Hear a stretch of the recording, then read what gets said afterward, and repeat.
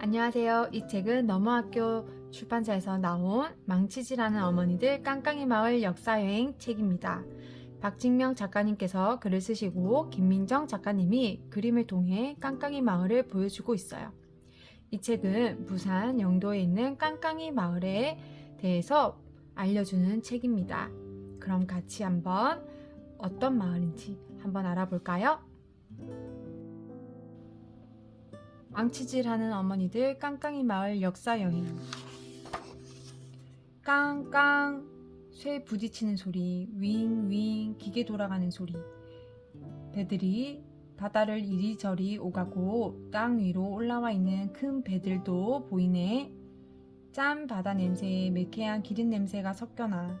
여기는 못 고치는 배가 없다는 곳, 부산시 영도구에 있는 깡깡이 마을이야. 부산이 어디 있는지 알지?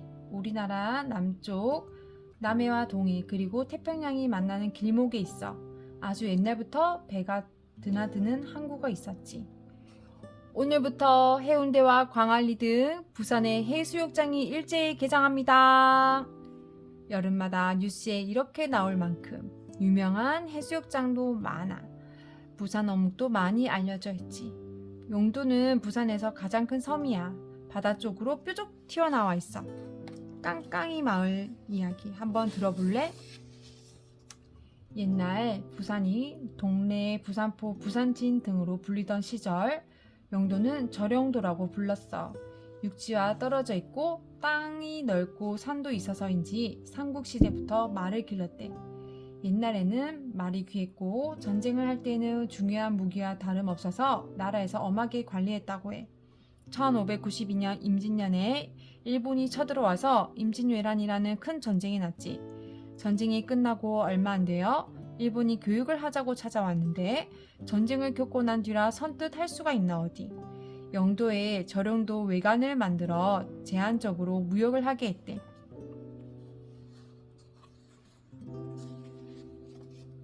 (1876년) 우리나라는 일본과 조약을 맺었어.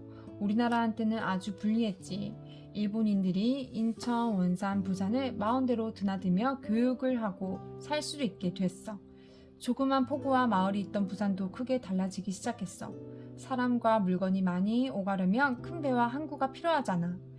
바다를 메워서 항구를 만들고 영도와 육지를 잇는 다리도 만들었어.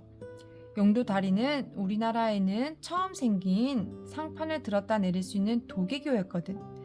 이 다리를 보러 전국 각지의 사람들이 구름처럼 몰렸대. 엔진이 달린 배를 만드는 조선소가 처음 생긴 것도 바로 깡깡이 마을이야.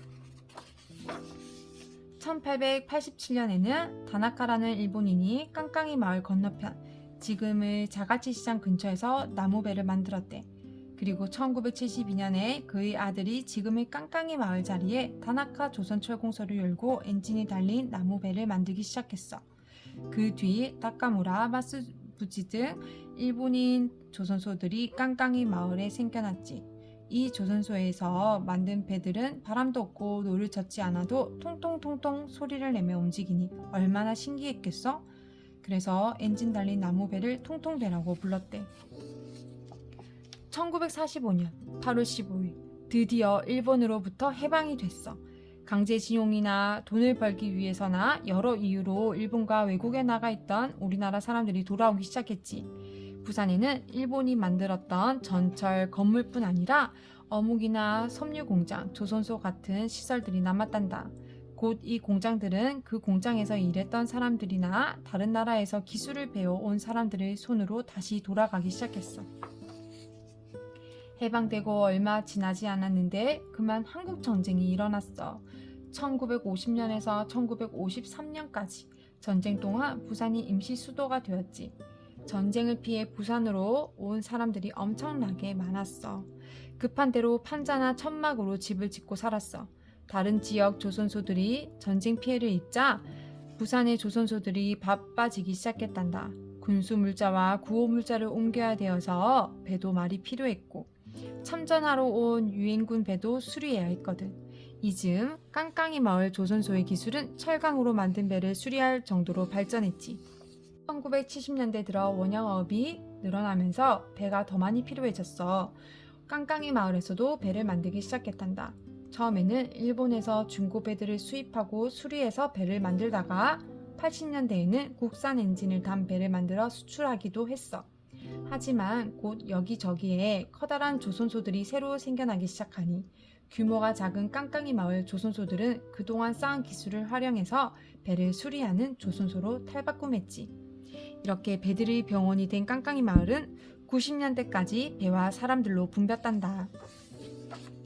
배를 어디서 고칠까? 당연히 깡깡이 마을에 있는 조선소겠지? 그러려면 무거운 배를 조선소가 있는 육지로 끌어올려 고정해야 해. 이렇게 배를 올리는 일을 상가라고 하는데 제일 어려운 기술이고 힘든 일이래. 바닥이 평평하지도 않고 300톤이 넘는 배를 넘어지지 않게 육지에 올린다고 상상해봐. 이 어려운 과정을 이끄는 전문가를 도크 마스터라고 부르지. 바다를 오래 항해한 배는 녹도 슬고 조개나 따배기 같은 것들이 붙어 있어. 새로 페인트 칠하기 전에 우선 이 물질들을 떼어내야 해. 그럼 찌꺼기나 녹을 뭘로 뗐을까? 바로 망치야 망치. 사람 손으로 쇠망치를 들고 새로 만들어진 배를 치니까 깡깡 소리가 울리는 거야. 이제 왜 깡깡이 마을이라고 부르는지 너도 알겠지? 수리 조선소에서 배를 수리하는 깡깡 망치 소리가 끊이지 않고 울리니까 사람들이 깡깡이 마을이라고 부르게 된 거야. 깡깡깡깡. 그 소리는 마을이 활기차게 돌아가는 신호이자 마을 사람들과 가족들이 굶지 않고 살아가는 소리이기도 했어. 배를 육지에 올리고 나면 씻어내고 녹과 따베개의 비를 떼는 깡깡이질이 시작돼. 아파트 4층에서 5층 높이에 매달려 3kg이 넘는 망치를 들고 두드리는 일이야. 이 힘든 일을 누가 했을까? 근육이 우락부락한 아저씨들? 아니, 그 망치를 든 주인공은 바로 여성들이었어. 줄에 매단 나무 판자에 걸터 앉아 높은 곳에서 낮은 곳까지 옮겨 다니며 한 번 올라가면 2시간씩 일해야 했지. 망치로 치고 긁어내면 나오는 색가루와 먼지를 마시고 수천 번씩 내리칠 때마다 울리는 큰 소리도 피할 수가 없었어. 예전에는 수건 하나 얼굴에 감고 그렇게 망치질을 했는데 여름 땡볕에 일하다 보면 온통 땀띠가 났대. 무엇보다 높은 곳에서 떨어지는 것이 가장 겁나는 일이었는데 제대로 된 안전장비라고는 없었어. 이분들을 깡깡이 아지매라 불렀어. 아지매는 아줌마의 부산말이야. 20대부터 60대까지 깡깡이 아지매들 중에는 남편이 다치거나 죽어서 가족 생계를 책임져야 하는 여성들이 많았어. 깡깡이 아지매들 이야기 한번 들어볼까? 새벽에 일찍 나가는 엄마를 보고 어린 마음에도 그렇게 아팠던가 봐. 막내딸 일기를 보면서 엄청 울었지. 일하다가도 10시가 되면 뛰어가서 애 젖 먹이고 오고 점심시간 되면 또 후다닥 가서 젖 먹이고 서둘러 밥 먹고 오고 그랬지. 힘들어도 작업하면서 말끔하게 해놓으면 옷 다듬어 놓은 것처럼 이쁘다고 동료들하고 농담도 하면서 재미가 있었어. 재미가. 그래도 한 달 일한 걸로 장 봐서 식구들 안 굶기고 애들 공부시키고 다 했지. 가장 노릇 해낸 거 보면 지금 생각해도 장하다.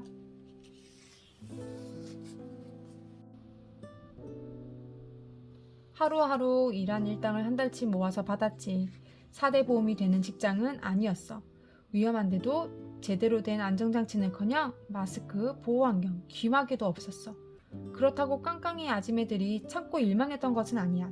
1970년대 중반 청락부라는 노동조합을 만들었는데 깡깡이 아지매 200여 명 중 70명이 넘게 가입을 해서 건강검진이나 임금 인상을 받아내기도 했대. 20년 넘게 있었던 노동조합은 90년대에 조선소 사장들의 방해로 없어지고 말았지만 당당하게 권리를 요구했던 아지매들 좀 멋지지 않아? 깡깡이 마을 건너편 자갈치 시장에서 장사했던 아주머니들도 전쟁 중에 남편이 죽거나 다쳐서 가족의 생계를 책임져야 하는 경우가 많았대. 힘든 일도 척척 해내고 배짱 있고 말도 잘하는 자갈치 시장 아주머니들을 자갈치 아지매라고 불렀지. 그 외에도 많은 여성들이 돈을 벌기 위해 부산으로 왔어. 방직 공장, 고무 공장, 신발 공장 등에서 하루에도 열 몇 시간씩 서서 일을 했지. 일하다가 다치고 화재로 죽기도 했지만 제대로 보상을 받지 못하는 일도 많았대.